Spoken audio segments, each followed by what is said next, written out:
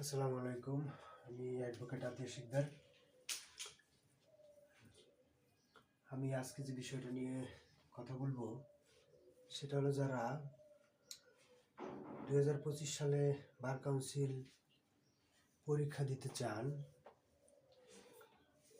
সাধারণত বিশেষ করে তাদের বেশি কাজে লাগবে। আর সাধারণ পাবলিকও দেওয়ানি মোকদ্দমার স্টেজ, অর্থাৎ দেওয়ানি মোকদ্দমা কতভাবে বিভক্ত, কোন কোন স্টেজের পরে কোন কোন স্টেজ আসে, যাদের মামলা মোকদ্দমা আছে তার বিষয়টা স্পষ্টভাবে ক্লিয়ার হতে পারবে।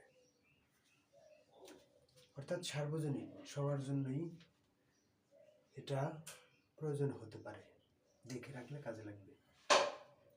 এটা হলো দেওয়ানি মোকদ্দমার স্টেজ, অর্থাৎ দেওয়ানি মোকদ্দমার পর্যায়ক্রমের যে ধাপগুলো আসে সেই ধাপের একটা অংশ। দেওয়ানি মোকদ্দমায় সর্বপ্রথম যেটা আসে সেটা হলো প্লেইন্ট, অর্থাৎ আর্জি। মামলার স্টার্ট, মামলা শুরু হয় একটা আর্জি দাখিলের মাধ্যমে। একটা আর্জি দাখিলের মাধ্যমে দেওয়ানি মামলা শুরু হয়। অর্থাৎ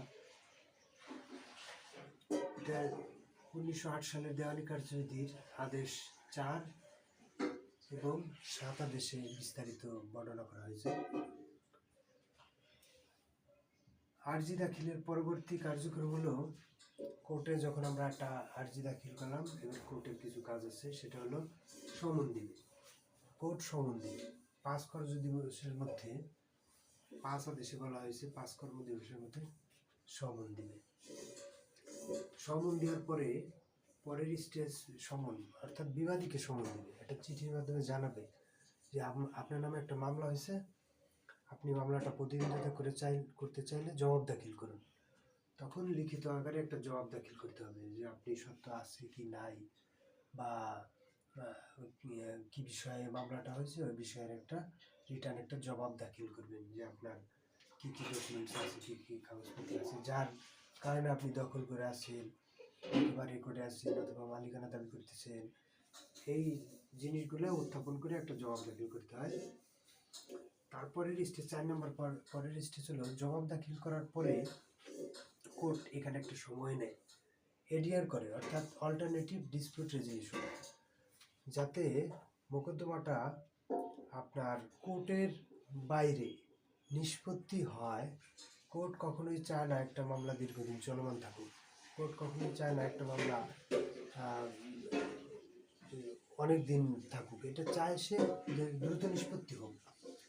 দ্রুত নিষ্পত্তির সাথে এডিআরের জন্য 2012 সালের আগে বাধ্যতামূলক ছিল না। 2012 সালের পরের থেকে এডিআরটা বাধ্যতামূলক করা হয়েছে। অর্থাৎ কোর্টের বাইরে সালিশ বা মধ্যস্থতার মাধ্যমে নিষ্পত্তি করাটা, এটা এখন বাধ্যতামূলক। এটা নিষ্পত্তি করার জন্য প্রথমে আপনার একটা নির্দিষ্ট সময় দেবে, 60 দিন। যদি এই 60 দিনের মধ্যে আপনি নিষ্পত্তি করতে না পারেন, পরবর্তীতে চাইলে আপনি 90 দিন পর্যন্ত বর্ধিত করতে পারবেন, অর্থাৎ আর 1 মাস সময় নিতে পারেন। যদি দেখা যায় উভয় পক্ষের মধ্যে সালিশ হয়ে যায়, নিষ্পত্তি হয়ে যায়, তাহলে একটা সলেনামা জমা দিতে হয় কোর্টে। অর্থাৎ ওই সালিশে যে নিষ্পত্তিটা হলো, নিষ্পত্তিটার একটা কপি কোর্টে জমা দিলে কোর্ট ওইটার উপরে ভিত্তি করে একটা ডিক্রি দিয়ে থাকে, এটাকে বলে সলে ডিক্রি। এই সলে ডিক্রিটা যদি দেয়, সলে ডিক্রির বিরুদ্ধে কোনো আপিল চলে না। এটা দেওয়া হলো 23 আদেশের 3 বিধি অনুসারে। আচ্ছা, ডিক্রিতে যে এডিআরে যদি দেখা যায় নিষ্পত্তি না হলো, এডিআরে যদি নিষ্পত্তি না হয়, সেই ক্ষেত্রে আবার তাকে চার্জ গঠন করতে হয়। অর্থাৎ এখানে একটা কথা আছে, যে আদালত এডিআর করবে সেই আদালত ওই মামলাটার বিচার করতে পারবে না বা কার্যক্রম গ্রহণ করতে পারবে না যদি এডিআর ব্যর্থ হয়। যে আদালত থেকে এডিআরের জন্য পাঠানো হয়েছিল সেই আদালত থেকে তার কোনো স্টেপ না নিয়ে ট্রান্সফার করে দেবে উপযুক্ত আদালতে। উপযুক্ত আদালত থেকে যাকে ইচ্ছে তাকে দিয়ে মামলাটা বিচার করাতে পারে। তো এইখানে হলো ফ্রেমিং অফ ইস্যু, অর্থাৎ বিচার্য বিষয় গঠন, কোন কোন বিষয়ে বিচার করা হবে এই বিষয়গুলো গঠন করবে। এটা হলো 5 নম্বর স্টেজ। এটা হলো 14 আদেশে এই বিষয়টা বিস্তারিত বলা হয়েছে।